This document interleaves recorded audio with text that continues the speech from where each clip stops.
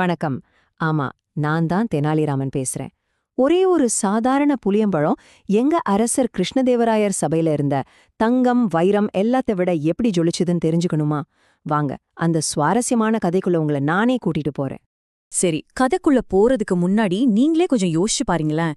இந்த உலகமே கால்ல கிடக்கிற ஒரு பெரிய ராஜாவுக்கு நீங்க என்னத்த பரிசா கொடுக்க முடியும்? தங்கத்தையா, வைரத்தையா? அதெல்லாம் அவர்கிட்ட ஏற்கனவே மலை மாதிரி கூஞ்சிருக்கு. இந்த சின்ன புதிருக்கு விட தெரிஞ்சா மொத்த கதையும் புரிஞ்சிடும். அன்னைக்கு எங்க ராஜாவுக்கு பிறந்த நாள். சும்மாவா? கிருஷ்ணதேவராயர் பிறந்த நாள்னா விஜயநகரமே ஒரே ஜகமயமா இருந்துச்சு. அரச சபையோ கொண்டாட்டத்துல மிதந்துகிட்டு இருந்துச்சு. ஒரு நல்ல நாடகம் நடத்துறதுக்கு இதை விட ஒரு சூப்பரான மேடை கிடைக்குமா சொல்லுங்க? நான் சபைக்குள்ள நுழைஞ்சப்போ அப்பாடா, கண்ணே பறி போற மாதிரி இருந்துச்சு. தங்கம், ரத்னம், பட்டுன்னு ஒரு பெரிய மலை மாதிரியே குவிச்சு வச்சிருந்தாங்க. ஒவ்வொருத்தரும் அடுத்தவங்களை விட பெரிய பரிசு கொடுக்கணும்னு போட்டி போட்டுட்டு இருந்தாங்க. அவங்க நடுவுல நான் கொண்டு வந்த பரிசை நினைச்ச எனக்குள்ளேயே சிரிச்சுக்கிட்டேன். சரி, இந்த ஆட்டம் நல்லா சுவாரஸ்யமா இருக்க போதுன்னு அப்பவே முடிவு பண்ணிட்டேன். அப்புறம் ஏன் முறை வந்துச்சு. என் கையில ரொம்ப ரொம்ப பெரிய ஒரு பொட்டலத்தோட ராஜாவை நோக்கி நடந்தேன். சபையில இருந்த எல்லா கண்ணும் என் மேலதான். இல்ல, என் கையில இருந்த அந்த பொட்டலம் மேலதான் இருந்துச்சு. இந்த தெனாலி என்னத்தை பெருசா கொண்டு வந்திருக்கான்னு எல்லாரும் யோசிக்கிறத என்னன்னு நல்லா உணர முடிஞ்சுது. எல்லாம் நான் போட்ட திட்டம்தான். அவ்வளவுதான், கிசுகிசு ஆரம்பிச்சிடுச்சு. என்னவா இருக்கும்? ஒரு பெரிய வைரக்கல்லா இருக்குமோ? இல்ல, கண்டிப்பா தங்க சிலைதான். அவங்களோட கற்பனை குதிரை எங்கெங்கேயோ ஓடுச்சு. அவங்களோட எதிர்பார்ப்பு மலை மாதிரி உயர்ந்துகிட்டே போச்சு. எனக்கு அதுதான் வேணும். ராஜா முன்னாடி போய் நின்னு அந்த பொட்டலத்தை பிரிக்க ஆரம்பிச்சேன்.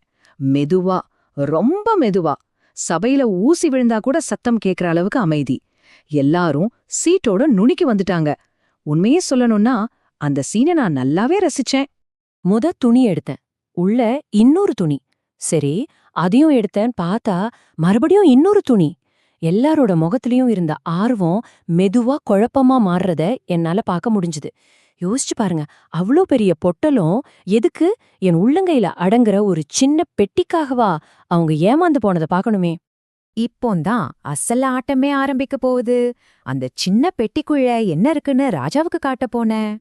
நான் அந்த பெட்டியை திறந்தேன். அதிலிருந்து உருண்டு வந்து டக்குன்னு ஒரு சத்தத்தோட ராஜா முன்னாடி விழுந்தது. என்ன தெரியுமா?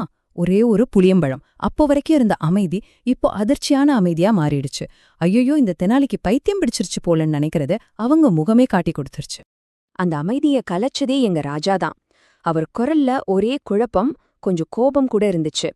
என்ன தெனாலிராமா, எல்லாரும் தங்கம், வைரம்னு கொண்டு வரும்போது நீ போய் ஒரு புளியம்பழத்தை கொண்டு வந்திருக்கியே அப்படின்னு கேட்டாரு.